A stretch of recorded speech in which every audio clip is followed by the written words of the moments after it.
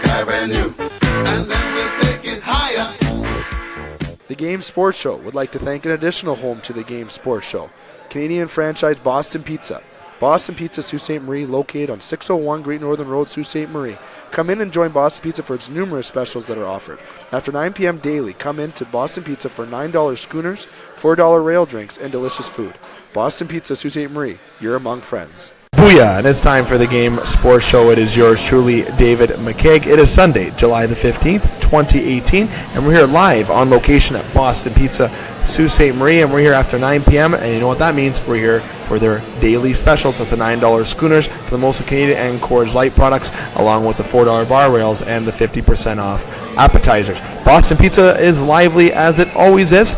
And at Boston Pizza, where you are among friends, and the staff here at Boston Pizza are working endlessly. And I got to give a shout out to Lauren, who is representing the Game Sports Show attire, doing a great job as she does always, taking care of all the people here at Boston Pizza, along with yours truly and Justin Heichel and Brad Cochimilio. Justin and Brad, who I'm going to bring in just a few moments. And also a shout out to the additional staff here at Boston Pizza as well, and also Aaron Grisdak for doing a great job as always. And a special shout out to Scott Neeson, our board operator tonight, and I've got to give him another birthday shout out in terms of another belated birthday. If you listen to the previous episode of the Game Sports Show, which was live at Silver Creek Golf Course, it was his birthday that day, and we went out that night. And let me tell you, it was a fun night. I know that Scott definitely enjoyed his night, so I want to make sure I plug that in there before we get in too deep with the show here tonight. Like I said, I'm going to bring in the fellas in just a few moments. I'm just going to get through the usual introduction portion here of the Game Sports Show, and then I'll bring in the guys, along with speaking of the agenda for the upcoming shows and also tonight's action-packed show. Boston Pizza, Sault Ste. Marie being one of the sponsors, of course, for the Game Sports Show. And there's another long list of additional sponsors here on the Game Sports Show that we're very pleased to have a part of our family here on the Game Sports Show. Sports Center Bar and Grill, named the Sioux's Best Sports Bar for the second year in a row. Silver Creek Golf Course and the Wicked Sister, along with North Shore Sports and Auto, the Superior Pro Shop, the Salon, Discover the Canvas, Northern Critters Need, Big Brother Big Sister, KBX, Northern Signs, and Pingator Cleaners as well. Now, here tonight on the Game Sports Show, like I said, it's an action-packed agenda. Now, before I jump into that, I want to bring in the guys right now, and they're finally sitting in the area that I'm most commonly familiar with. Thanks for not messing that up now today, guys. I'm going to go today with the guy on my right, Brad Cochimilio first, the guy on my left, Justin Heichel, and I'm going to introduce the guy on my right now. He's got the glasses, he's got the hair, he's got the hat, he's got the swag, he's got the smile, he's got the whole 9 yards, as they'd like to say. And he also representing www.SooDay.com. You can read his fantastic articles, and he's well known for his work that he does local here in Sault Ste. Marie and sports-wise. Brad, how are you doing, my friend? Hey, if my ego gets boosted any more on this show, I might not be able to walk out of the door some days. It's a heck of an intro, Dave. I appreciate that. I do try. Now, the guy who's been with me since the start, 4 years ago from when the show started here in Sault Ste. Marie, Ontario, he was my colleague at the old G Casino, and we were sitting down talking, and we were talking about my show, and him and I had this chemistry while at work, because we weren't really doing work. We were talking sports, talking about the Toronto Maple Leafs. Sorry to the government on that one with OLG, but yeah, we were just sitting there at the current time. And I said, this guy gives me a little bit of chemistry when it comes to sports, along with, I feel this chemistry with Scott Nason. I feel it with Brad. There's people you feel with. Justin, it was just fate. And now we're here, essentially 4 years after, if you want to say 3 to be exact, but it's definitely been awesome. And we're here for another great edition of the Game Sports Show, my friend. How are you? Not too bad. Reminiscing about that one magical evening. You didn't even buy me a drink. Wow. He remembers that. He remembers that. Yep. That's a shot to the heart, and you're too late. You give love a bad name. Oh, everyone remember that? Everyone know that quote? Yeah. Bon Jovi. Yep. Love that. Love Bon Jovi. Who doesn't love a little bit of Bon Jovi? Now, fellas, you know, every introduction that we do here on the show, it is quite lengthy, okay, because of the sponsors that we have that we're very grateful for. You know, we have a lot of agenda changes that's happened throughout this summer. I mean, we say thank you to the listeners with that, with being extremely patient, with the agenda altering in terms of shows that have been brought on, additional shows, rumors about sponsors coming on, some merchandise with our show, and everything. So just to say quickly, I'm not going to give you that same old song and dance. I'm just going to say we have a website, www.thegamesportshow.com, and we have a Podbean page, thegamesportshow.podbean.com. You can simply follow us to keep up to date with the Twin Sault's only local, regional, and national sports show. We also have our merchandise for sale, like I said, that we have the Boston Pizza staff wearing right now that's being worn around town, and where we've actually donated our first check to both Northern Quitters in Need and Big Brother, Big Sister. The $25 purchases for the shirt all go towards charity, so make sure you purchase a shirt for some great swag and also to donate towards a great cause. So now that I spoke about promoting the website for our show and the Podbean page, we always have different kind of agendas each week.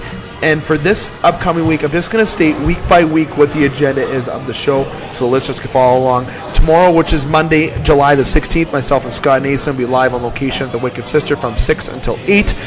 We do not have a Sports Center show Wednesday the 18th this week. We'll be back here at Boston Pizza Thursday the 19th at 7:30 with special guest Matt DeCassini coming on by, former NHL player with the Montreal Canadiens and the St. Louis Blues, and also the Buffalo Sabres as well. We will have him here at 7:30. He'll be here until about 9 o'clock, a little bit of an earlier start, so make sure you mark that down. And Sunday the 22nd, we will be at Silver Creek Golf Course. We plan to be there at noon on Sunday. That is the tentative plan at this current time. We'll verify that as Thursday rolls around here at Boston Pizza.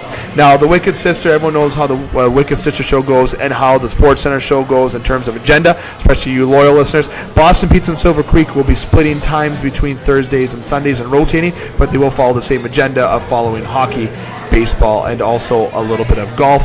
And there'll be some major changes coming in August and going into September months when it comes to hockey season, especially. Now, fellas, I'm going to get to the agenda of tonight's show. We're going to be talking about some NHL news and updates. The unfortunate passing of Ray Emery, which was definitely a tragedy indeed. We have some Maple Leafs updates as well. Brad, we're going to get your take on the John Dean signing with the Sault Ste. Marie Greyhounds last Thursday at the Silver Creek Golf Course edition of the Game Sports Show. Myself and Justin had a very thorough segment about 25 minutes long about head coach John Dean getting hired for the Hounds. It'd be definitely great to get your insight because you were live on location there for the media conference for that. And also, we are definitely going to be diving into some news in terms of some new signings that went on, some players that signed extensions. The Captain and I get some reaction with that. Then when we take our first break, when we come back, we're going to talk a little bit about the MLB. And we're also going to talk a little bit about the World Cup today. Talking to producer Ghost, he wants us to definitely discuss the France and Croatia game today and the final game of the World Cup, which is come and gone. It seems like just yesterday it just started, but it is over today with the victor getting crowned, and we all know that France has came away with that. So that's going to be tonight's show that we're going to be discussing. So we're going to jump right into it right now, and I'm actually going to slide it on over to Brad here first in terms of the Ray Emery situation. I'm quickly going to read an article here from that has been online through the Canadian press. Sorry, very easy for me to say. But with Ray Emery's passing, the former NHL goaltender, whose career spanned more than a decade, includes stops in Ottawa, Chicago, Philadelphia, is drowned in Lake Ontario, Hamilton police said on Sunday.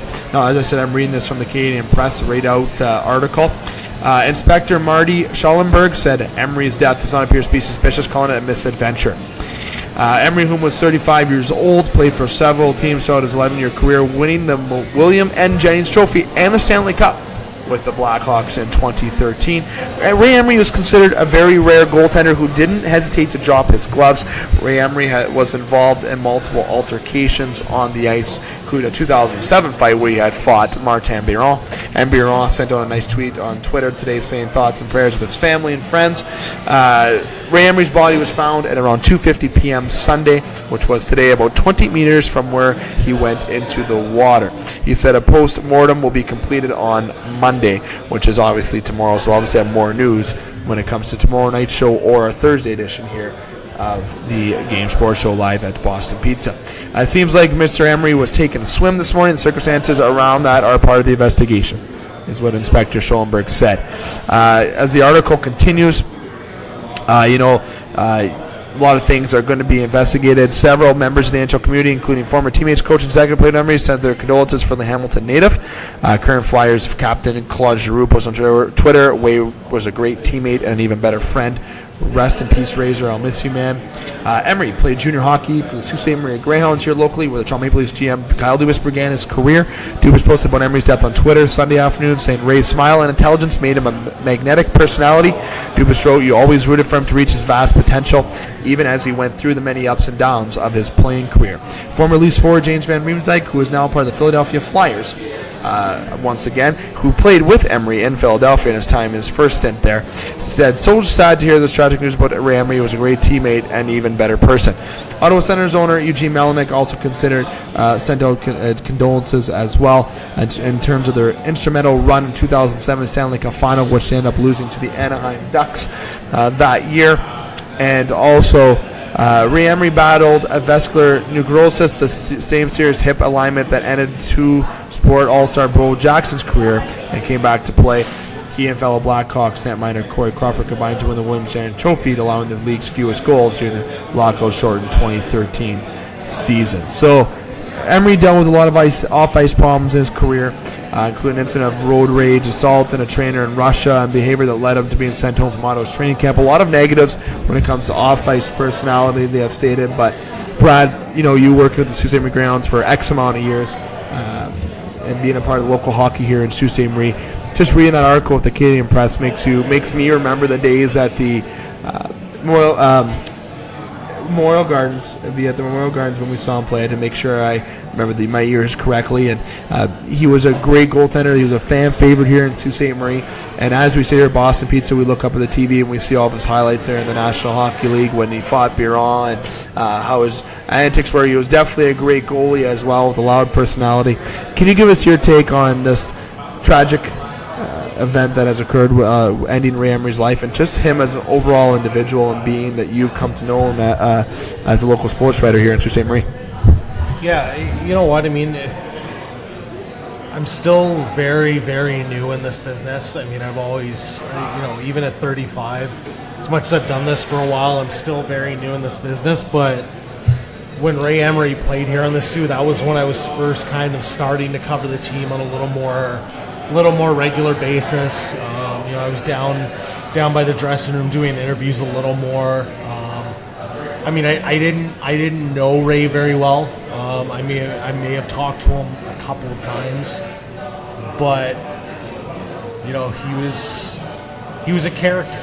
He was a real genuine guy. I mean, he like I said, you mentioned it. He had his problems off the ice over the course of his career, but that doesn't take away from the fact that he was still, he's still a genuine guy. I mean, you talk to, you hear a lot of stuff from guys that have played with him, and how much they enjoyed playing with him. And he was just, he came across as a genuine guy, and I'm not surprised to hear that, these guys all enjoyed playing with him. I mean, he just seems like a guy that would be so much fun to play with, and like you said, he was entertaining. He was in junior. He was a very high-end goalie in the OHL. He's 30-plus wins his last year in the league. He's got a Stanley Cup. I mean, he had a pretty solid career. And it's unfortunate. It's it kind of puts things in perspective. I mean, at the end of the day, he's the same age as me. Him and I were born in the same year. He's 35 years old, and it's unfortunate.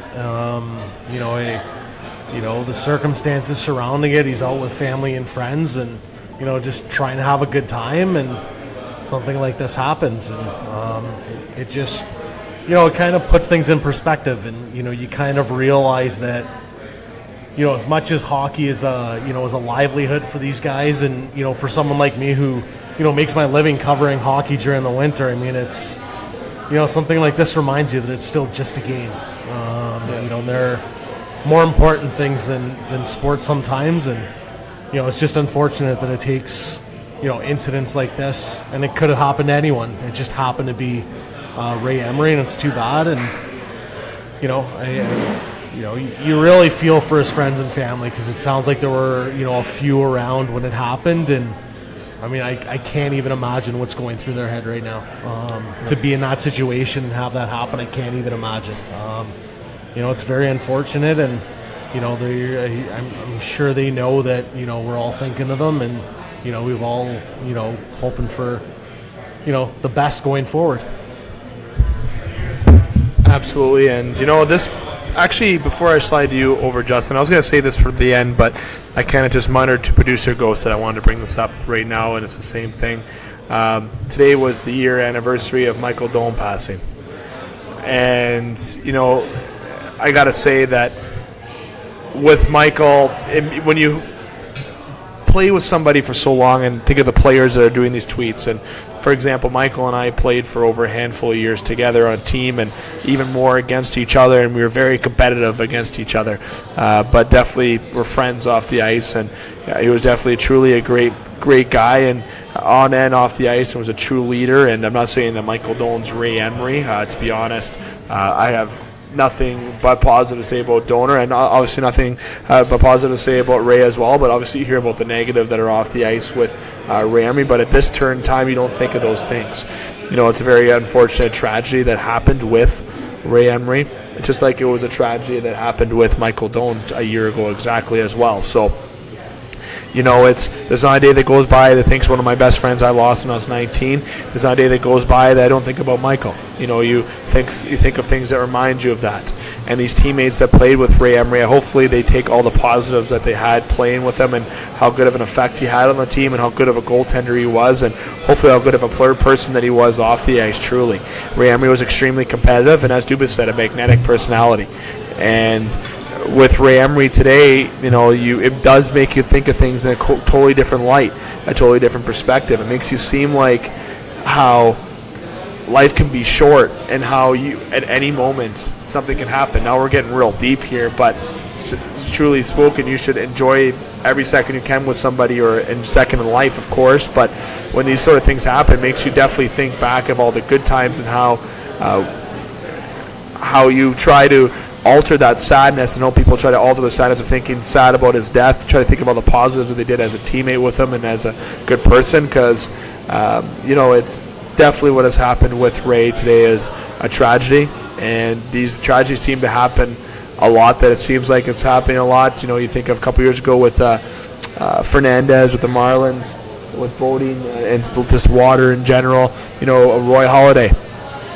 There's a lot of tremendous sports athletes who have had this kind of issue happen, and it doesn't matter what comes out of the surface from it. It doesn't matter if it's a negative thing that's found, and I'm going to say that flat out. It doesn't matter if it's negative or if it's just an accident that just happened, that he tipped over or something hit his head, whatever it may have been. It does not matter. What happened has happened, and that's all that matters. And and with Ray, he was a tremendous goaltender.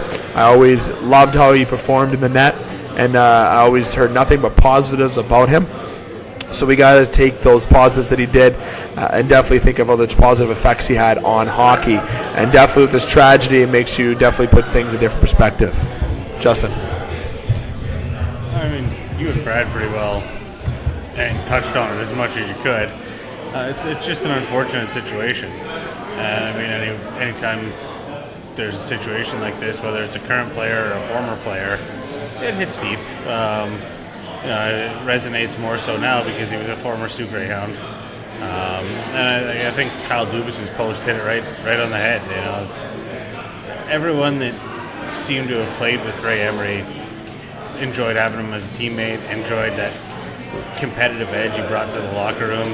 And even the Sens owner credited him for having that mentality to help getting the team through the 2007 playoffs and helping him get on that cup run. So it's just an unfortunate incident. Every summer there's something, whether it's last year, the guy from the Patriots drowned on the jet ski. Like you said, the guy from the Marlins in the boat, Roy Halladay. It happens. It's just life. It's an unfortunate, yes, but we have to move on and just remember the good stuff. definitely a deep conversation to start the Game Sports Show and to end with Emery. We definitely have more news as we go into the week, and we'll definitely talk a bit more about it when it comes to the Thursday show, because I imagine we'll have learned a bit more. And it doesn't matter what we have learned. We're just going to state what is learned and I get a little reaction from there, so I don't want anyone to think that I'm going to react if it's something negative or something even positive. But the main thing is definitely big news that overcame in hockey today, and most definitely my condolences out to friends, teammates of him as well, and definitely many thanks for the positive impact he had in Sault Ste. Marie and in the game of hockey in general. And to tie with that, as I said, middle of the topic, Michael Doan. I hope you're resting easy, big guy. There's, like I said, not a day that goes by I don't think about you. So, you think of that and you try to battle forward as they would want you to do so. So, like I said, deep way to start the show here tonight, but definitely some big news here out of local Sault Ste. Marie and in the hockey world in general. So, fellas, we're going to move forward. Speaking of that, and Brad, I'm going to go to you quickly about this topic. Because, like I said, Justin and I talked about this on the Silver Creek edition of the Game Sports Show on Thursday. The new head coach of the Sault Ste. Marie Greyhounds, John Dean, and if you can hear, you could hear the previous episode of the Game Sports Show, the Silver Creek edition, on mine and Justin's reaction. And as you will see, Justin or Brad, or as you may have heard, with that segment, we were talking nothing but positive about the hiring of John Dean. I know a lot of people from seeing the armchair GMs in the city of Sault Ste. Marie, and I know some people are going to laugh when I say that because people think I'm a typical Leaf fan, but ever since I've joined the media side, I do refrain from that, so I kind of do take my sports opinions to a different level. And I love how people blame the inexperience and how they point fingers and how they're guessing this hiring, when Craig Hartsburg hit on the head last week. Trust Kyle Raftis.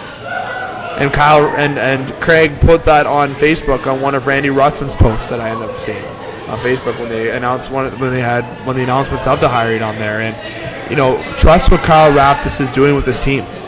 This is a team that hired Kyle Dubas. This is a team that hired Sheldon Keefe. And from what I recall, everyone was not too happy about Sheldon Keefe going there either at first, or Kyle Dubas in general. Now, excuse me if I'm wrong, but Keefe just wanted to call their cup with a very good team in Toronto, but still, that's his team that he's built for the last couple of years. Kyle Dubas, again, that's the team that he's built for the last couple of years. Now, he's the GM of the biggest hockey team in the world, so obviously he's doing something right. Okay, because Brandon Shanahan hired Kyle Dubas too, who is not a dumb hockey mind in this world, okay? He's up there with the Eisman minds of the hockey world and the Ken Hollands. So I will tell you right now that people got to hold the brakes on John Dean and give the guy a chance. He just won Coach of the Year. He's it seems like he's a special team specialist in terms of his statistics. He's had some good experience in junior. He's assistant coach in the OHL before. Exactly. And you know what? He's still young. 37 years old. He can spend a good couple of years here. And the Hounds are not going to be a bad hockey team this year. They're going to be a very good, I think, a top 3 in the Western Conference this year. I think that's the capabilities they're going to have to finish. But again, that remains to be seen. You have Sandin and you have Hayden there, a 5th overall pick and a 29th overall pick. Yeah, producer goes to confirm that 29th overall pick with Rasmus Sandin, and whom just signed an extension today his entry-level contract, and we're going to get to that in just a few moments. But I want to get your overall reaction on the hire of John Dean, and what can you say to the naysayers, professionally speaking? You know what? Just take a step back, take a few breaths, and just let this play out. I mean, it's... and I laugh sometimes because we hear people say, the idea that, John Dean made a comment in his media availability about, trying to incorporate, and Stan Butler in North Bay, they play a defensive style. But, people were concerned essentially because John Dean basically said that there were parts of Stan Butler's style that you could incorporate into the puck possession style of the Greyhounds. At no point did he say they were going to change the system here, but as soon as people read that there were parts of Stan Butler's game that they can incorporate here, all of a sudden people just assumed it meant they were going to change the style here. That's not the case. That's not what he said at all. He basically said that they're going to stick to the style of play that this team is playing. And there's no reason they shouldn't. It's won them hockey games. They've been a very good franchise over the last 6 years because they play that style. It's not going to change. There may be some things away from the puck that are a little bit different, but the style of play is not changing at all.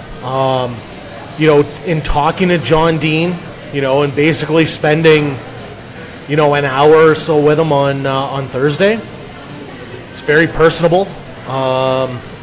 He's a guy who, Kyle Raftis basically, without actually saying it, basically called him a rink rat. He's a guy who just loves being around the rink, and you know what? That's a great thing to have in a coach.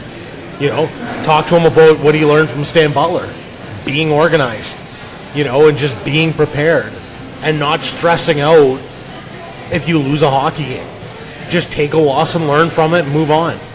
I came out of it very impressed. I admit I didn't, I knew who John Dean was, but I didn't know a lot about him. But I came away very impressed with what I saw, and you know what? I think he's going to be a very good fit here in Sault Ste. Marie. Very strong words, and Justin, you and I had our reaction on Thursday, at the Silver Creek edition, like I said, and we spent some lengthy time discussing it. So we won't dive into it as much because we already stated our opinions, but hearing what Brad has to say in person now opposed to me reading off his article or our Facebook message back to forth here, do you have any kind of reactions you want to add to last week that you said on, or I keep saying last week, but essentially we're into Monday tomorrow, so but Thursday's edition of the Silver Creek Show, do you have anything you want to add to that? I mean, just listening to Brad's comments just from meeting him, in person, it instills some confidence that he's got thick enough skin to deal with the day-to-day Sault Ste. Marie armchair coaches. Are we armed? No, we're not. No, we're armchair general managers. There is a difference. Yeah, there's a difference. And we have a media show. So. Pay scale still runs about the same, but somewhat. We got a little bit of perks, yeah. But no, it's like just touching on what Brad said. I mean, he's not coming in to make wholesale changes. He is going to adapt some things to his style and, cater to the roster. Because it's not last year's roster either, right? So you have to work with the tools that you got. And I like I said on Thursday, I'm just excited to see once we get to September and see how things get rolling and preseason and get into the regular season. It's going to be interesting. Because I think with the roster the Hounds are going to put out there, I think it's going to surprise a lot of these naysayers. It absolutely is going to knock all the naysayers down, I hope. And if it doesn't, well, either way, you still got to give the guy an opportunity. He's young. They're going to ice a very good hockey team this year, no matter what anybody thinks. And I'm definitely in support of the Dean hiring. Moving on, fellas. From that, we got a couple more topics to break before we go to our first break on this accelerated edition of the Game Sports Show here at Boston Pizza, Sault Ste. Marie.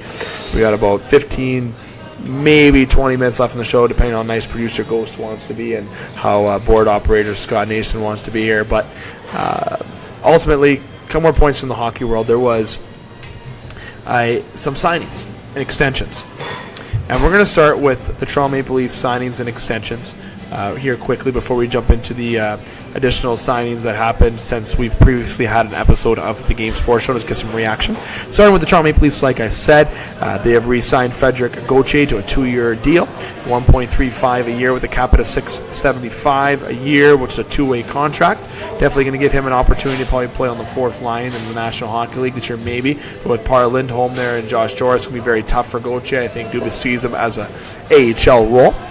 Andreas Johnson, 1 year, $787,500 with the Toronto Maple Leafs, and that is definitely going to be where he's going to be probably on the third or fourth line. I would say a fourth line winger for Toronto this year, but I think he might get some third line time with Nazem Kadri.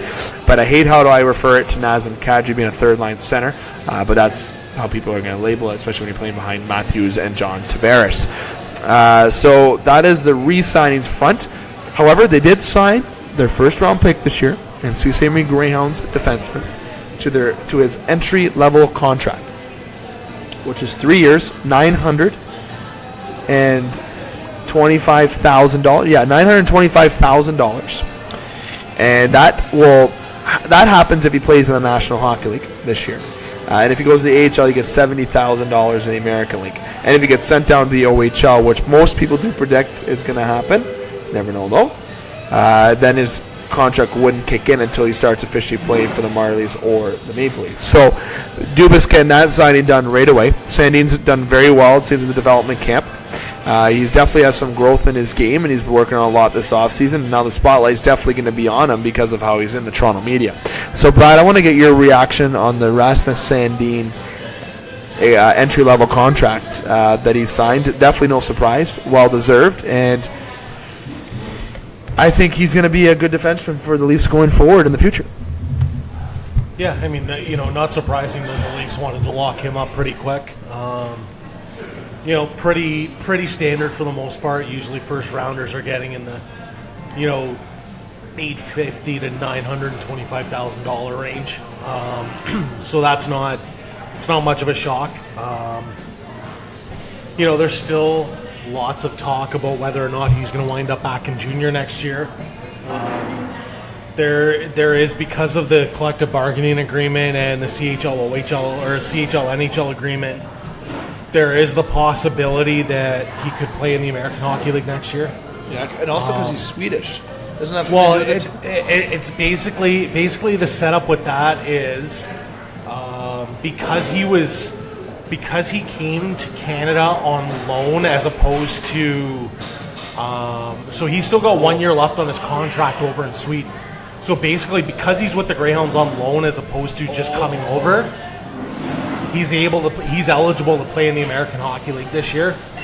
In most cases, guys who are drafted out of the OHL have to play in the NHL or junior. But because there's a loan agreement involved, there is that eligibility for him to play pro this year in the American League. Wow, I didn't even think of that. It doesn't happen often. I'm trying to think. There was one recently. I believe it was Julius Honka in Dallas, I think it was, who was drafted out of Swift Current, I think it was. We'll see if one of the teams can get that. Yeah, see, it was out of one of the Western League teams. This was about 4 or 5 years ago, give or take. Where it's the same type of situation. He came to the Canadian Hockey League on loan, and then ended up playing pro in the American Hockey League because he was in Canada on loan as opposed to actually basically coming over here. So a different scenario would be basically most guys that come over don't come over on loan. They're drafted and they come over here and play. Where in this situation it was different just for the fact that again, he was under contract to a pro team over there, and he could. There's essentially 4 options for him: Toronto, the Marlies, Sweden, or here.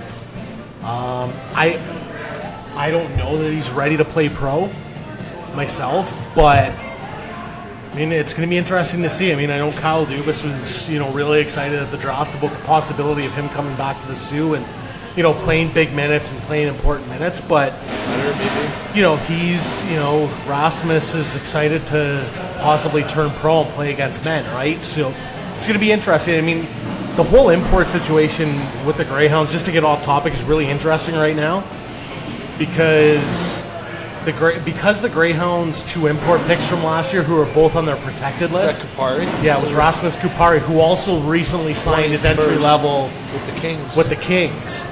So the Greyhounds technically were able to hold on to the rights of both of those players because they were first-round picks and still pick 2 players in the import draft. Wow. So as of right now, the Greyhounds have 4 import players in their system. You're allowed to play all 4, right? Well, you're not. You're only allowed to play 2.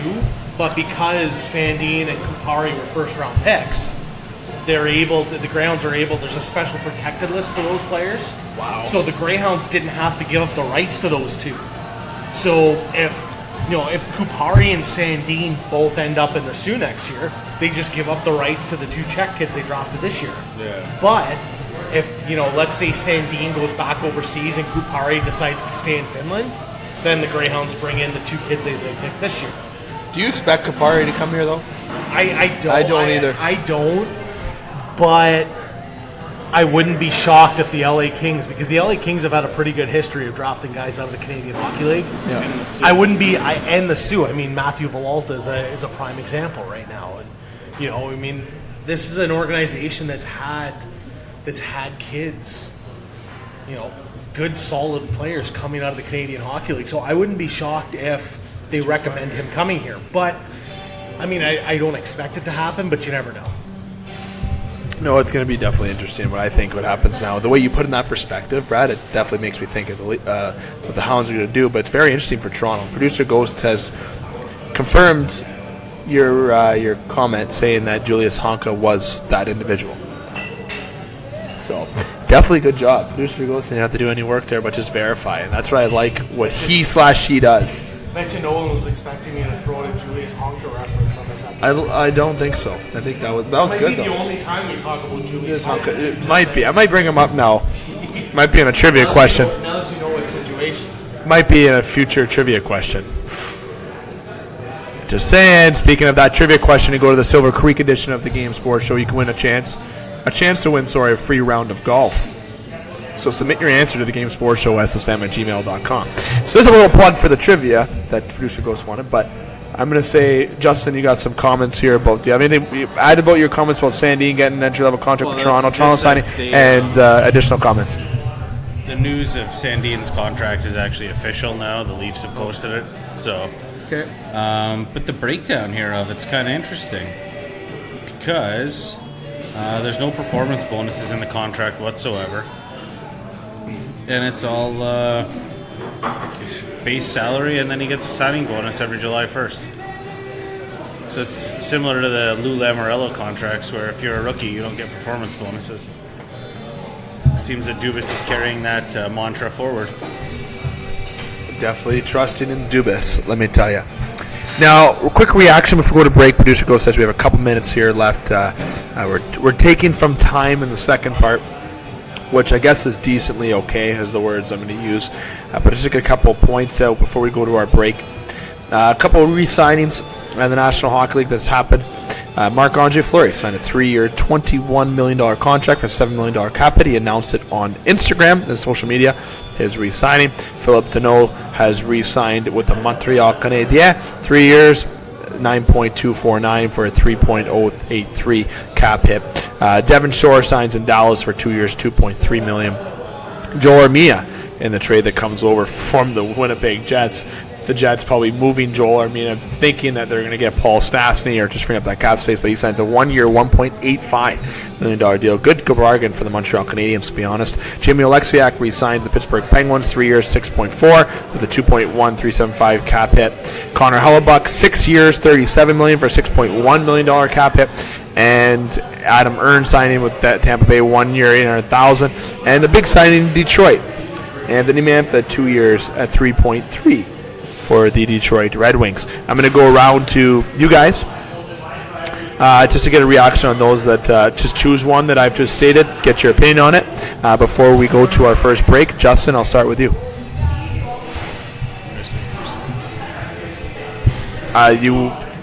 The Marc-Andre Fleury signing in Vegas.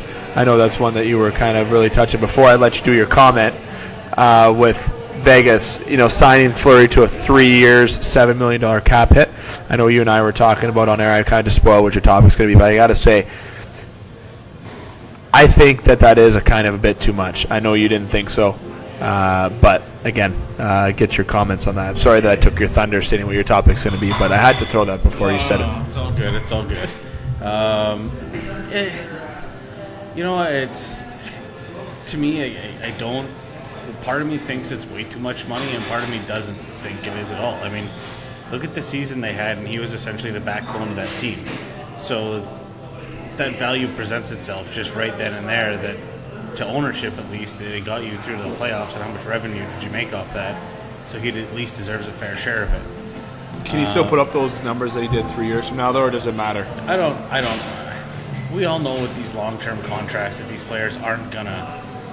I mean, Marian Hossa still has 4 years left on his deal, and he can't put on hockey equipment. So, well, really, things happen, and sometimes you can't go the extent of the contract. I think some of these contracts are signed with it being a gift to the player in mind. And, thanks for helping us out. And he does deserve it. He deserve it. He had a great year. Like Fleury 100% deserves it. He's had an excellent career. And he's made a career of being the underdog.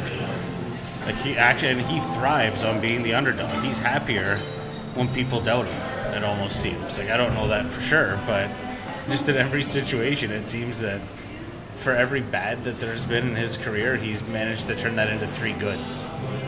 He's won 3 Stanley Cups. Yeah. I guess that's the pedigree that you can get and the money that you can get. Brad, out of the re-signings, I think I know the one you're going to be talking about the most, but because you're a little bit biased with it. But, even Connor Hellebuck signed a pretty decent deal. So I guess I could say I retract what I said about Fleury, but at the same time, be very interested to see if he can maintain his health going forward, the way that he's playing, how competitive that he is. Brad, but your reaction quick before I state mine and before we go to our break. Yeah, you know what? I mean, I have to admit I was a little surprised by the Connor Hellebuck signing just because, this is a guy who's had one big year. He's had one major season and he signed for pretty big money. If I had a choice between signing Connor Hellebuck long term, where he's looking at 6 years right now, or Marc-Andre Fleury at 7 for around 7, I'll pay that extra $900,000 and sign Marc-Andre Fleury long term. I like the Marc-Andre Fleury contract a lot. I get that, there's the theory of him being an older guy. But let's face it, teams play around with those all the time. Teams play around with those contracts and have them front loaded and, different performance bonuses and things like that. So I was surprised by the Hellebuck signing. As far as the length and the total, were both a little high for me. I would have been much happier if I'm a Winnipeg Jets fan. I would be much happier with a shorter term, lower money, and see where he is 2 years from now. Yep. And if he's still putting up, with similar numbers, then you sign him to a long term deal for bigger money. You know who I see him compared to a lot? And he might roll the eyes, but Tom Barrasso. I wasn't expecting that, admittedly. But, let's face it, Tom Barrasso was, a very good NHL goalie. And again, it could be a situation where you need him just to make the next save. I always talk about, my go-to is always Grant Fuhr, playing with the Oilers in the 80s. Just don't give up 6 goals. Is basically what that was Andy Moog too when he played in Edmonton, actually. But that was Grant Fuhr's bread and butter, was don't give up 6 goals. Yep. It's okay, we'll score 7 or we'll score 6. Just don't give up 6 because we might not get the 7. Connor Hellebuck might need to be that guy where it's, don't give up that next goal. But for me, putting big money on a guy like that, I can't say that I would. Tough love from the one and only Brad Kutchman for Connor Hellebuck. I like it. Tough love, yeah. Hello. But I'm going to go with my reaction, fellas. I'm going to go a different route that you guys probably aren't expecting. I like the Joe Armia signing from Montreal, but I really like Jamie Oleksiak. What the hell is Pittsburgh doing here? Who are they kissing? I want to say something else there, but I can't say that on radio. So, who are they? Whose lips are they? Is that good, Justin? You like that? You look kind of weirded out over there. But who are they kissing? You must get some wet kisses. Some good old wet kisses on those cheeks. And let me tell you right now, Jamie Oleksiak, I've always been a fan. I like the 6'7" stature. I like Tyler Myers for the same reason. I know exactly what type of D that I would sign if I was a general manager. Big, strong defenseman, but Jamie Oleksiak is the sign I like. 3 years, 2.1. It's an affordable defenseman who can play that 5th, 6th D role, leg up some good minutes. He can come into the lineup higher if needed due to injury. He's a former first-round pick, like I said. Good player on the junior team at the time. He went 14th overall to Dallas, that I remember correct. I know producer Ghost will correct me if I'm incorrect, but he hasn't yet. So, no one knows who producer Ghost is. Justin laugh every time at that. No one's going to know who producer Ghost is probably ever. But at the end of the day, Jamie Oleksiak, I really enjoy that signing. Good on Pittsburgh. Brought in Jack Johnson and Jamie Oleksiak for a combined total of 5.1. 3.75 plus 2.1. Yeah, so 5.8. 5.8 million. Nikita Zaitsev is making 4 point whatever in Toronto. That's too high. Gardner's making 4. I'll lay it off there. We're going to go to our first break here on the Game Sports Show. It'll be our only break. When we come back, we're going to put the hockey stuff to the side, and we're going to talk a little bit about the MLB. We're going to talk about the World Cup, and if we have enough time, we might plug in a quick multiple choice segment, as we're supposed to do that on our Thursday show, an edition of the Game Sports Show. So, it's Dave McKeag alongside Brad Kochmilia from SooToday.com and with www.thegamesportshow.com, alongside Justin Heiko with the Game Sports Show as well, live on location from Boston Pizza. You're going to hear from our sponsors. Don't go anywhere. The Game Sports Show would like to thank an additional home to the Game Sports Show, Canadian franchise Boston Pizza. Boston Pizza, Sault Ste. Marie, located on 601 Great Northern Road, Sault Ste. Marie. Come in and join Boston Pizza for its numerous specials that are offered. After 9 p.m. daily, come in to Boston Pizza for $9 schooners, $4 rail drinks, and delicious food. Boston Pizza, Sault Ste. Marie, you're among friends.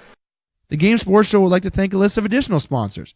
North Shore Sports and Auto, new location located on 647 McDonald Avenue, Sault Ste. Marie. A family-owned and operated business with doing business in Sault Ste. Marie for over 10 years. Loads of products available for your enjoyment for all seasons. North Shore Sports and Auto, we understand the importance of quality service and products, and we work hard to ensure that all customers have a positive experience before and after each and every sale. North Shore Sports and Auto, meeting all of your new and pre-owned equipment needs. Special thanks to Salon. The Salon, located on 589 2nd Line East, Sault Ste. Marie, Ontario. Owned and operated by Mike Cuglietta. Book your appointment today at 705-941-9191 or via online at https://thesalonsoo.as.me-. The Salon, making the Soo beautiful, one haircut at a time. As well as a shout out to the Superior Pro Shop. The Superior Pro Shop, located inside the Community First Credit Union Superior Arena on 285 Northern Avenue East, Sault Ste. Marie, Ontario. Owned and operated by Jeremy Paquin and ran by Larry Monroe. Superior Pro Shop, for over 40 years, meet all of your skate sharpening, skate repair, and hockey needs. Also to Discover the Canvas. Discover the Canvas, located on 317 Wellington Street West, Sault Ste. Marie, Ontario. A beautiful new renovated building owned and operated by expert artist and Sioux native Katrina Thibodeau. Katrina taking her talents of the ink in Sault Ste. Marie and truly creating the best and most realistic art locally. Call Katrina today at 705-450-8099 or email her at discoverthecanvas@gmail.com to book your tattoo or consultation today. Thank you for tuning in to the Game Sports Show, broadcasting Thursday nights from Boston Pizza in Sault Ste. Marie, Ontario, and online at thegamesportshow.podbean.com. I hope you're enjoying the broadcast. Now, if you want to hear more of the Twin Sault's only local, regional, and national talk show involving the world of sports, I encourage you to visit our website, thegamesportshow.com. There you can hear a couple other broadcasts of the Game Sports Show. Monday nights, we do the game from the Wicked Sister on Ashman Street in downtown Sioux, Michigan, 6 to 7 o'clock on the radio. WUPN, Eagle 95.1 locally or online at radioeaglesioux.com. Now, the full 2-hour show can be heard on the podcast page of the game at thegamesportshow.podbean.com, or you can go to our YouTube channel. Just look for Scott Nason. In that one, as yours truly, along with Dave McKeag and our weekly contributors, Butch Davis from the Telegram News and Butch on Sports, along with EJ Russell on the Team Wireless Hot Seat. We focus on local, regional, and national sports, including high school basketball and hockey, junior hockey, Laker athletics, and the Detroit sports scene. And Mr. Electric Avenue Dave McKeag also broadcasts a show on Wednesday night from Sports Center Bar and Grill in Sioux, Ontario, along with his regular contributors Jamie Antonello, Justin Heichel, and Dane Hantro. They focus on football with their In the Pocket segment, talking about the NFL along with basketball and the NBA and other sports, including tennis, golf, soccer, and the WWE. Once again, you can hear all three versions of the game at our website, thegamesportshow.com, or our podcast page, thegamesportshow.podbean.com. You can also find us on YouTube. Just look for the Scott Nason channel. And thank you for listening, and keep it locked here to the game for all your local, regional, and national sports talk that you just can't get enough of. Get Wicked Catering from the crew at the Wicked Sister. We like to think of ourselves as foodies. While our favorite foods are paired with a beer tasting at the Wicked Sister, you can now have the same creative menu for your next catered business luncheon, family get-together, wedding, or holiday party. Our white truffle risotto appeals to your gluten-free and vegetarian guests. Add sautéed shrimp or freshly grilled chicken for a pop of protein. Or let us build you a custom menu to suit your needs. From plated events of 15 to buffets for 200, the Wicked Sister will cater your event with tapas, snacks, cravables, or a full sit-down dinner. The Wicked Sister, where you'll be treated like family, whether you like it or not. The Game Sports Show would like to thank an additional sponsor and additional home to the Game Sports Show, Sports Center Bar and Grill. Sports Center Bar and Grill, located on 624 Wellington Street West, Sault Ste. Marie, Ontario. Sports Center rated top sports bar for the second year in a row. At Sports Center, enjoy their famous 75-cent wing night along with delicious Molson products on tap, along with a great atmosphere and other great food options available as well. Sports Center Bar and Grill, the Sioux's best sports bar. Check out our brand new website up and running now at thegamesportshow.com. There you can find past broadcasts of all our shows from the Wicked Sister in Sault Ste. Marie, Michigan, and Boston Pizza and Sports Center Bar and Grill in Sault Ste. Marie, Ontario. As well, you can find our brand new t-shirts available for just $25 a shirt. All sizes are available and proceeds will go towards Northern Critters in Need and Big Brother, Big Sister of Sault Ste. Marie, Ontario. Now you can purchase the shirt by emailing thegamesportshowssm@gmail.com. Please state the total amount of shirts and size needed. They have payment options available, e-transfer, or cash upon delivery, as a shirt can be delivered to your location if you live in the Sault Ste. Marie, Michigan, and Ontario area, free of charge. TheGameSportsShow.com, where you find all your local, regional, and national sports that you just can't get enough of. Hi, it's Craig Hartsburg, former NHL player and NHL coach. Welcome to the Game Sports Show. Well, welcome back to the Game Sports Show. It's yours truly, David McKegg, alongside Justin Heiko and Brad Cochimilio, live on location at Boston Pizza, Sault Ste. Marie, on this beautiful Sunday night. And it's been an action-packed show thus far, as always, as we open up the show talking a lot of NHL updates and a lot of news, and obviously some unfortunate news in the world of hockey as well. We're going to begin our second part here with the multiple choice segment that we always do at our hockey segment, and that everybody should know by now. The trivia question is on the Silver Creek edition of the Game Sports Show for the summer, and the multiple choice segment will be on the Boston Pizza edition. So every one of you, which is Brad, Justin, and myself, have brought a question forward for the multiple choice segment. If you don't know what the multiple choice segment is, it's a part of the show where we ask a question, we give options, and you got to state the answer quickly and briefly.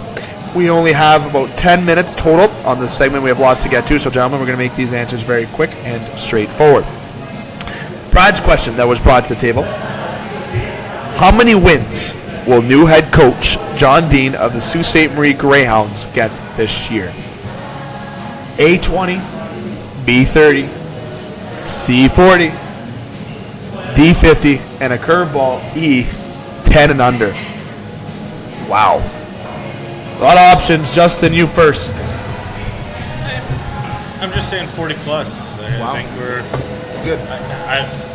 Like I've said repeatedly this week, I think we're a better team than what everyone's giving us credit for right now. And I think now with the new head coach and some structure coming into place, 40 wins should be an easy one. Not an easy one, but that's where I'm at. I like it. I'll answer next. I was going to go to you, Brad, but I hesitated. I'm going to go with 62 in the season, right? 62 games? 68. Yeah, Producer Ghost said. That's exactly what Producer Ghost has said. I should know that answer, especially with the Greyhounds being a part of the show next year. This is my top of the head. Forgive me. I've had a long day. Been up since 5 a.m., but no excuse. I'm going to go with 40 plus, just under 50. The reason being just because the team is going to ice. He'll finish top 3, I think, in the Western Conference with that record. I believe that'll put him in the top, definitely the top 3 there. So I'm going to go with that as my choice, just because the team he's able to ice, and I believe he's going to come out with a good system the Hounds are going to be able to flourish under. Brad, to you. Well, I guess I'm going to be the black sheep of the 10 group. and under? I think it'd be crazy to do that. You'd be getting into London Knights 360-3 territory with that. I'm going to say 30 plus. Okay. I feel like, and my basis on that is I feel like this is a team that they're going to be good, but I also feel they're going to make some moves at the deadline to recoup some picks. I wouldn't be shocked if, say, Morgan Frost was not a member of the Greyhounds to finish the year, unless he wants to, round out his career here. I mean, I feel like this is a team that might rebuild a little bit at the deadline, because they're going to be, they're going to be a team that's going to be competitive, no doubt about it. Yeah. And even if they make moves, they'll still be competitive. But I feel like they're going to want to get younger at the deadline, and try to build for essentially 3 years from now, and keep this kind of 3-year trend going. And obviously things could change depending on who comes back, but I feel like this is between 30 and 40 wins. This is a team that could make some noise. Let's face it, 3 years ago when Drew Bannister came in, this is a team that won 30 plus games and upset the Sarnia Sting in the first round of the playoffs. So I could see a repeat of that, and it wouldn't shock me. They're definitely going to stay competitive, I think, for sure. Now, Justin, I'm going to trump you. I don't know what the term would be, but I'm going to ask my question second. In the light of the tragedy today, Ray Emery. Out of your Ray Emery memories, what do you remember most? A, his time with the Sault Ste. Marie Greyhounds. B, his antics on the ice in terms of fighting Martin Biron. Fighting the Russian trainer as well in that question. C, his Stanley Cup run with the Ottawa Senators. Or do you remember him lifting the cup with the Chicago Blackhawks in 2013? Justin, you first.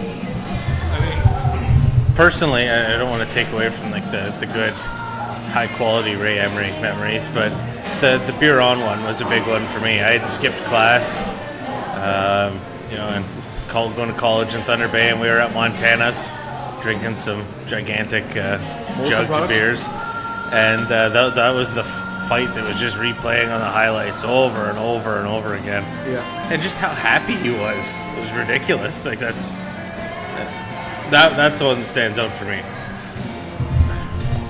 Short and sweet to the point. Brad, I'll go to you. I won't jump in front of you this time. You know what? I always seem to remember the fight with Marty Biron. I believe him trying to take on Andrew Peters the one year. Yeah. Stuff like that I remember. And there's so many good memories of his career. But that's something that I always remember. I always kind of look back on and chuckle. And let's face it, who doesn't like a good goalie fight? One of the best goalie fights I remember is Ron Hextall. Thank you. Yeah, there it is. Yeah, that's probably the best one. That's the best one. See, I was really leaning towards, with my answer, A, for the memories of the Soo Greyhounds, because I remember being younger. I can't remember my exact age. I think I was early teens. Just a little guy. And I met Ray.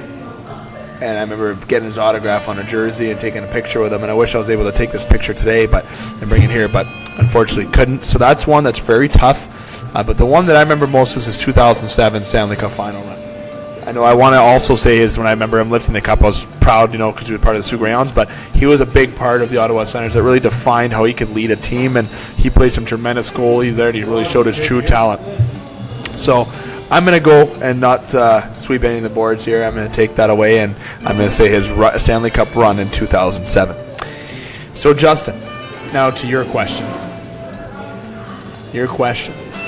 And you kind of geared it towards the NHL offseason, which I liked. And producer Ghost is in my ear saying we're supposed to have 3 minutes. We still have 3 different topics to talk about here, so I'm going to try and make this as quick as I can. Which player was overpaid this offseason in the National Hockey League? Marc-Andre Fleury is A. B. Mike Green. C. John Tavares. Wow, that really pisses me off. D. James Van Riemsdyk. And E. They also went to the extreme. You went to the one of the Ryan O'Reilly trade if his cap hits too hard. In terms of did they trade too much to get him. So a lot of options on that one. I'm going to start, and I'm going to go with James Van Riemsdyk. Absolutely. I don't have to repeat myself from previous shows. Definitely an absolute too much money for somebody who I feel is not fully worth that much money in terms of his goals been performing, but maybe I'll be proved wrong, because if he scores 40 goals again, then that contract is definitely worthwhile. But I feel like James Neal brings the same effect to a team of sorts. Maybe not the power play side of things, but I think JVR could have went more for 6, let alone 7. And that $1 million does make a difference. Justin, to the answer to your own topic. And yes, I know you rolled the eyes at me, the Ryan O'Reilly thing. I added that in there. Spoiler. I'm taking James Van Riemsdyk. There was plenty of other scoring wingers that went for a lot cheaper that have a better track record. I think he got paid based on the back half of his season when he was putting pucks in the net in garbage time. I'm a firm believer that, not to take anything away from him because I do like him as a player, but I really feel like he was fairly valued at the contract he was at in Toronto, and I don't think that current market value for him should have been any more than $6 million. Good answer. Brad? Okay, I'm going off the board. Okay. Connor Hellebuck. Okay. For reasons already stated on this show by myself. I'm going off the board and taking Connor Hellebuck on this one. Short and sweet, fellas. That's quick. Producer Ghostas went in my ear and said we have till the 15-minute mark of this part, or he's going to cut us off. He or she is going to cut us off. I had to keep making sure I say that correctly. We're at the 9:22 mark, so we got a few things we're going to jump into. Now, that officially does conclude the hockey portion. I know I said previously that in the last part that would probably conclude the hockey talk, but I was reminded by Producer Ghost to make sure I did the multiple choice segmented by Scotty. So there is the well-known multiple choice part, and I apologize for confusing listeners that it would be on the show and it was a late entry into the show. So moving on, fellas, now we've wrapped up hockey. I'm going to kind of spearhead a little bit of the baseball talk here before we jump into hockey. A lot of reaction going around with the Toronto Blue Jays absolutely getting dominated by the Boston Red Sox in Fenway in terms of not being able to match the talent that Boston's been able to put on the field. The Toronto Blue Jays have had some good performances from Teoscar Hernandez. You know, Solarte's had a good year as well. Stroman on the mound did pretty good. But we have the All-Star game coming up. This was the last game going into the All-Star break. The All-Star break, which is going to be very good. Bryce Harper, who's going to be in the home run derby, for example. I really think that I love the home run derby. It's a big part that I feel is a big part of what fans really enjoy. Like the home run derby, you got Hoas Aguilar from the Brewers, then you got Reyes Hoskins, Alex Bregman, Kyle Schwarber, Bryce Harper and Freddie Freeman, Max Muncy, and Javier Baez. I'm going to be honest with you. I know everyone's really picking Bryce Harper here, but I like Freddie Freeman. I really do. I'm going to go on the boat. He's a dual citizenship with Canada as well. I'm going to say that Freddie Freeman becomes your home run derby champion. And that's just a bold prediction from yourself. I'm not sure. I think you should also watch out for Alex Bregman as well. I feel like he's going to do well. Bryce Harper might not be able to get past the first round. I apologize. I'm a big Bryce Harper fan. I actually am. He's one of my favorite ball players. But I kind of going to go with that hometown curse there and watch. And I like what Freddie Freeman's going to be able to bring to the table, in my opinion. So in terms of the All-Star game, though, this is such a much more exciting game than a lot more other All-Star games, I feel, because it actually means something in terms of, if you win, you get home field advantage in the World Series. Now, I just want to quickly go around to you guys, as we only have a couple minutes, just to say, do you agree with this, that maybe other sports should adapt this kind of, or do you think baseball is the only sport that can do this? Brad? You know what, I have to say, I'm kind of not a fan of this whole giving a team home field advantage in the World Series because of an All-Star game. Not much of a fan because, you know what, at the end of the day, let's let the teams that are in the World Series determine home field advantage and do like every other league, and whoever has the better record gets home field advantage. Because you could basically have, for all intents and purposes, you could have an 80-win team have home field advantage in the World Series over a team that maybe won 100 games. How is that fair to a team that won 100 games and dominated all year, had 20 more wins than the team they're playing against, but if they get to Game 7, they have to go on the road? I mean, you have to be able to win on the road regardless, don't get me wrong. Is it then fair that the Yankees get a wild card spot and they have 100 wins this year and they lose the first game? Yeah, if you it's know the what, Yankees or Red Sox. You know And what? I don't- And admittedly, I'm not a huge fan of the one-game wild card Yeah, me either. either. If we're gonna do that, best of 3. yeah, you may as well just make it a best of 3. Have the playoffs, shorten the regular season by a week, and have a best of 3 game series with those 2 wild card teams. I'm not a fan of the one-game wild card either. Yeah. Because so much can happen in one game. Yep. Where if you have a best of 3, the better team more often than not is going to win that series. That's just my opinion. It's like I always say, what do I know some days? But what do you know? You know a lot. I try. Justin, your reaction, quick, before we jump into the World Cup. I will revert back to my argument a summer ago at the Wicked Sister live show, and we had this conversation, and I said that every league should have something to make their All-Star game meaningful. And I do like MLB's, the home field advantage is your reward for winning the All-Star game. Maybe not to that. You can't. The rule would be different in every sport that you're trying to apply it to, but I like the All-Star game meaning something, because at least it makes for watchable TV. Fellas, I just got to say quick that I am split between the two of you, but I'm actually a fan of the All-Star game, that it means something. I'm a bigger fan of the Home Run Derby. And let me tell you that the Blue Jays better make I'm saying it. Here's my swear. Fucking move this friggin' All-Star break. There it is. I get that. Producer goes saying please, but that's fine. I don't give a shit. The thing is, whatever happened to my attitude that whatever I say goes, hey, Justin? I'll feel those effects when I get off here. But anyways, they have to make those moves.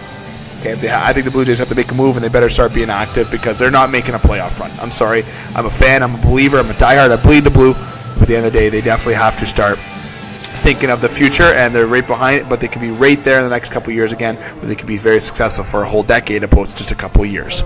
Producer goes to my ear telling me that I'm at the 15-minute mark now, so he/she is telling me to hurry up, because we have to go to say about the World Cup. Of course, the World Cup was announced the winner today, and obviously finalized today with France defeating Croatia 4-2. And, the golden ball going to Majorek,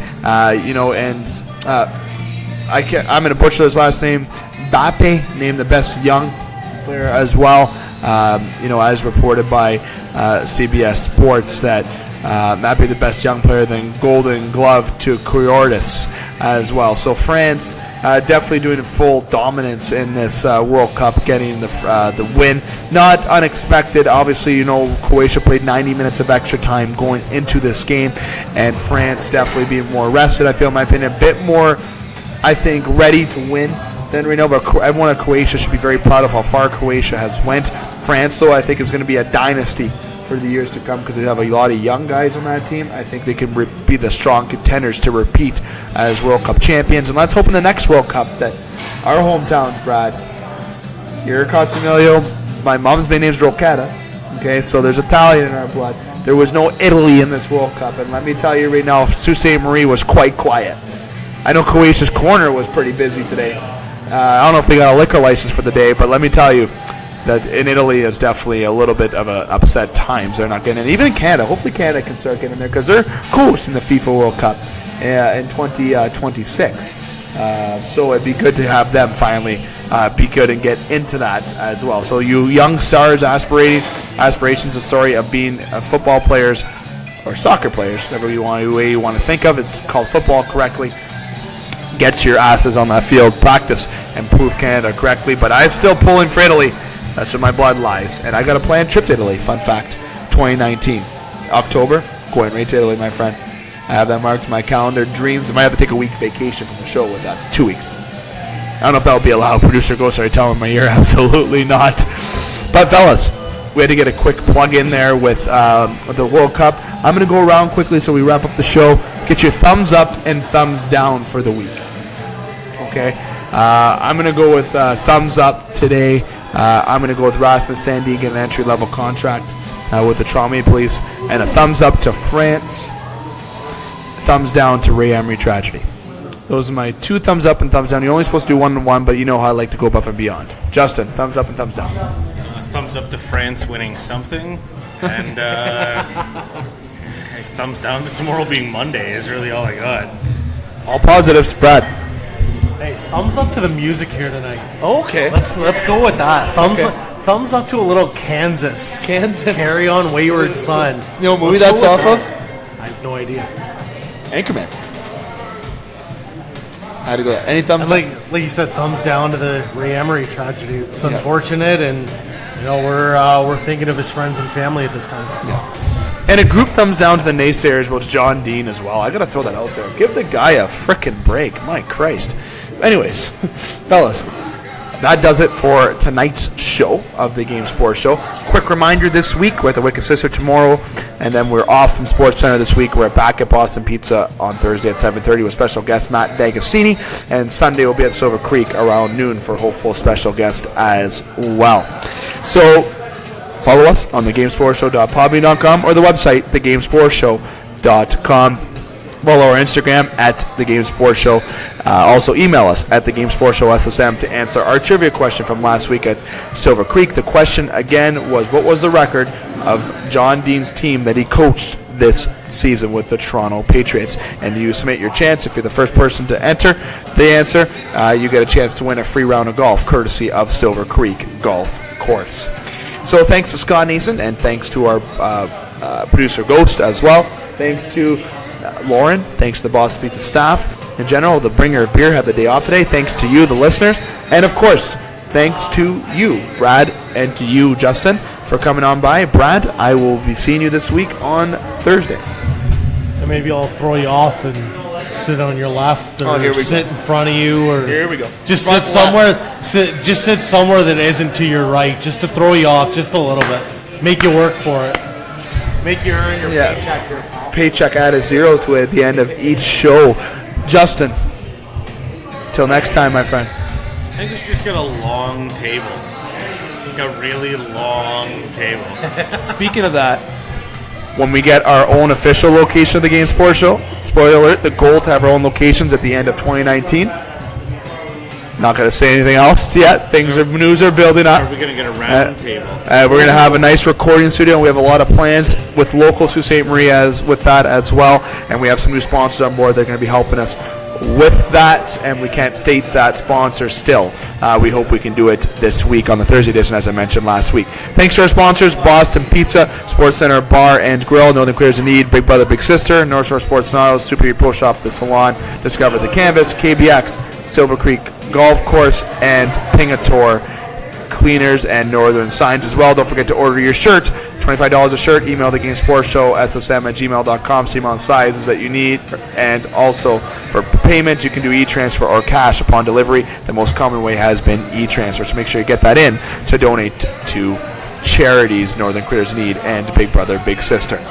Now, to the conclusion portion of the show. Keep your stick on the ice. Swing your bat. Catch your touchdown. Drain your threes. And shoot your shots. Booyah.